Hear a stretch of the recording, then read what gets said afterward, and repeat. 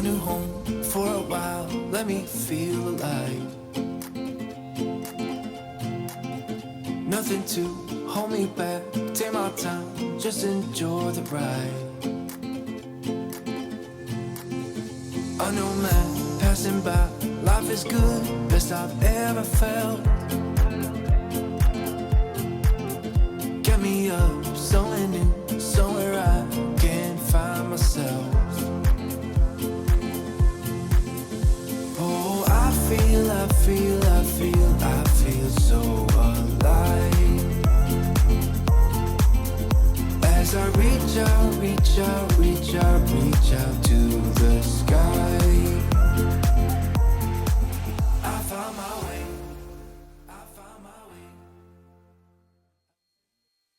900,000 here in the Baron right now, just coming back from Heaven's Landing, and I have a guest, 777 Captain Craig Gordon, and so happy to have you on board. Well, thank you, Val. It's a pleasure to be here. Certainly a lot more fun than trying to go standby on another airline tomorrow, the one I don't work for. Makes it more challenging. So it worked out. I come home one night earlier and get the pleasure of flying with Captain Val, a Skyline Baron pilot, the Baron. Yeah, it's nice because we've been talking about flying together for the longest time. And, you know, when you plan those flights, it doesn't work. But this was completely on plan. And I'm really thankful to have you on board. We've been talking about different things. We've been talking about putting this light shade on the windshield, on the window right now, because we have the west sun that's pretty strong right now. And we talked about your trips, talked about your future trips, and your son. Yeah, fortunate. My son is now a co-pilot on the 737 for American Airlines. I've been on the 777 for a while, about 6 years, and I'll be switching over to the 787 here if they get around to training me. And the goal is, before I retire in 3 years, that my son will be a co-pilot on some of my flights, and hopefully at least my retirement flight. That's just amazing. I know we talked about that when you and I were at Sun and Fun. Right. And I just love that visual, having you both on the flight. How amazing is that going to be? Yeah, that'll be a great way to finish my career. It's been 37 years at American Airlines, and I'll have almost 40 when I retire in 3 years, unless they raise the age, which they're talking about doing. Yeah. And how many hours do you have on the 777 right now? Like a good point. I think about 3,500. And how many hours do you have total?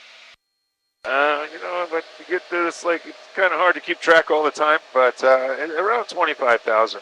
That's a lot. That's cool. It's a pretty good generalization of how much I have looking back in company records, and it shows how many hours I have in various airplanes. So, a pretty good guesstimate. And if you have any tips for pilots out there who are looking to fly for the airlines, what would be your top 3? Well, there's, you know, a couple of different ways of doing it. It's either the military or civilian. The military, there's basically 2 avenues there. Going to active duty or going to the reserves. If it's your goal to be an airline pilot someday, you either want to do it civilian or reserves military, because everything is about your seniority. So if it's your goal to be an airline pilot, you want to get to the airline as soon as possible. And, you know, being locked into active duty military will probably slow you down due to the pilot shortage right now. Yeah. There's a lot of hiring going on. So my son did this a lot more recent. He went through ATP flight school, banged out all his ratings. Where did he go? He did ATP flight school in Fort Lauderdale. He banged out all of his ratings from 0 time to CFI, II, multi-I in about 7 months. Wow. And then he instructed there. And then when he hit 1,500 hours, he went to Republic Airlines, which is a regional carrier. Yeah, they fly for United, American, and Delta. And he did that. And then when COVID started, he switched over to flying cargo and flew at Amerijet, flying 767s. And then went to Spirit for a while, and then American interviewed him, and he got hired. So he's been on the line here at American for just a few months now. He's a 737 co-pilot in Miami. That's so good. That's so good. And he must be so proud of himself. Yeah. That's a lot of work. Yeah, it's it can be a long road, and it's not a real easy road. It's a lot of work, but if you have a passion for it, yeah, then it makes it that much easier to do. 179 Lima, deviate as necessary when able, heading 180. Okay, deviate as necessary, heading 180, enable 1879. and we're gonna stay here because I'll show you in a little bit. Okay. So you can see. Well, let's see. Maybe I can just show you right now. Let me show you what we're looking at. So what we're looking at right now is these. And if we're heading 180, it's going to put us right there on this cloud. So we don't want to go there. I think you said 180 enable though. Yeah. So we're not going to say okay. That's really what I'm saying. And we're on the 170, 160. We had deviation to the left, as you can see right here. So that's where we're looking at. All right, let's get back to our conversation. Yeah, so back to the ways to get to the airlines, right. The military or civilian.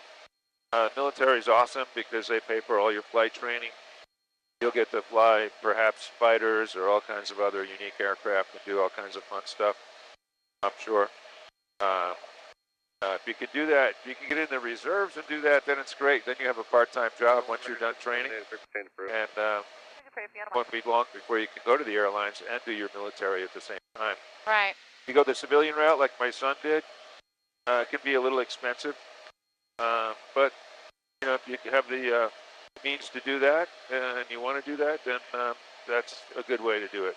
Fortunately, my dad helped me through college with flying, and I was able to do the same for my son, although he started it right after college. How old were you when you first started to fly? Well, I mean, with your dad. I was a young boy and teenager and stuff, and then when I was 15, I actually started building a little single-seat airplane out of aluminum with a Volkswagen engine. It took me 6 years to build it. Really? That's so cool. Yeah, it was a lot of work in the basement. And about that same time, I started flying lessons. So I got my private pilot license when I was in high school, and then went down to Embry-Riddle in Daytona Beach, finished up my ratings, and got my bachelor's degree. And then, everything is a little bit of luck and timing, and my timing and luck was pretty good. I flight instructed for a short while, and then flew co-pilot on a King Air for a while, and then went to another company and flew a Baron very much like this. It wasn't turbocharged. It was a straight 58. Right. I flew passengers, charter, some night freight, did a lot of Brinks runs in that airplane. And we also had a pressurized H Baron 58, so just like this, just like that. but pressurized. And that was a cat's meow compared to the other airplane. That was like brand new and very nice. I did have one wild experience in that airplane, though. It was like fall in New York at night, descending through about 6,000 feet, and the whole windshield blew out of the airplane. Oh. Yeah, so turns out we hit some large goose or whatever, and it was pressurized to, I don't remember what back, it was like 3-point-something psi. So basically everything blew out. It even blew the glare shield out of the airplane and it came back in and hit us. What goes through your mind when you go through something like that? I didn't really know exactly what happened. I just know it got very cold and it was very loud. And so fortunately we weren't real high where the altitude was a problem for breathing, because it is a pressurized airplane. Right. We were going through 6,000 feet. Yeah. So oxygen was not an issue. Not an issue. But the most The worst part was the temperature and the noise, and So Aviate and yeah, the top of the glare shield was hooked up with some annunciator lights and some other stuff, so it kind of tethered to the instrument panel, but it was flapping around. what about, did you, were you bleeding? And No, it was, fortunately we were in that you pressurized could airplane. see? We could barely see, barely see. It was dark and cold and windy, and Yeah, loud. we were on our way to Islip, which was our destination and home base. So we just pressed on and talked to air traffic control, and it was kind of hard to talk on the radio, but Wow. we eventually got it down on the ground. Of course, my parents were listening on the scanner at home. My mom would always listen to know whether or not I'd maybe be home for dinner. Right. So, Right. so they heard it all live. They did? Yeah, my dad was a commercial instrument pilot, and he flew a Cherokee 6 for almost 30 years. Yeah. As part of his business, he was in the aircraft ground equipment business. So often he was out on business trips. My mom would be listening up for him to see if he'd be home for dinner as well. But they were both listening to that when that happened to me, and they knew that was me. So, Wow. but in any event, all a good result. It all worked out. Just one of those things, freak thing. That's crazy. That's something that you always have to be careful. You never know. It could happen to anyone. Yeah. Well, it happened to you. Can you let them know that we're going to be back on track? Okay. 2392, contact Jacksonville. That was the 180 heading or on course? Yeah, you said one. Yeah, we're back on course. And Jack's Baron 1879 Arlene is back on course. Unreadable. That's Baron 1879 Lima. We're back on course. Roger. Huh. Maybe someone was in. Could be this maybe too. I'll have a load for you shortly. 10,000. But that's a pretty Mike is major event. Yeah. Major event. Yep. Glad to be on the ground after that. Yeah, no kidding. Okay, so any other last tip that you would have for anybody watching that wants to get the airline course? Just, if you've never really flown in a small airplane before, it's a good idea to go up for an introductory flight lesson, maybe at your local airport. Yeah. And, see if it lights your fire, and then you may get a passion for it. And there's a huge demand for pilots right now. Most of us are retiring. I have to retire in just under 3 years. Most of my friends are all retiring or retired already. So there'll be a lot of upward movement. My son's in a good position to move on up. He'll probably be a captain in 3 or 4 years or less. Yeah. So it's a great career. And hard work brings you luck. Yeah. Right? Yeah. Well, thank you. Oh, my pleasure. Thank you. Thank you for the ride. I'm so happy that you're here with me. So Yeah. we'll continue this flight, and hopefully you'll have some nice view of the belly camera. We have the belly camera, and I was actually it's not the usual setup that I have usually, because that was not the planned flight. So I'm glad that I could have you on board. I'm glad to be here. And if it wasn't for Val, I would never even know what Heaven's Landing was. And we're neighbors, yeah. I never really knew about it. And during COVID, I went flying with a friend in his Cherokee 6. And flew over to... Lima, heading of 230, vector for traffic and airspace. Heading 230, 1879 Arlene. I went flying in my friend's Cherokee 6, and we flew into Antiquers and Delray, and pulled up to Eric and Val's house, and Val walked out, and she was getting ready to hop in this Baron right here. That's right, yeah. She was headed to Heaven's Landing, and I said, "Where's that?" Well, long story short, we were kind of thinking about something up in the mountains, and my wife and I looked.